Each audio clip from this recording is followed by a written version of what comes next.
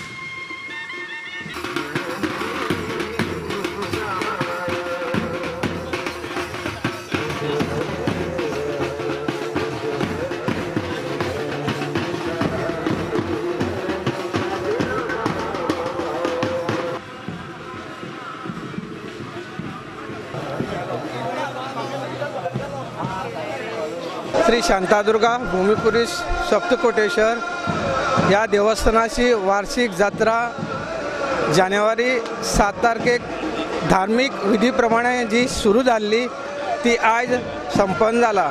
आमचो हो 4 दिसांचो उत्सव एकदम शांततेप्रमाणे कंक्लूड झाला।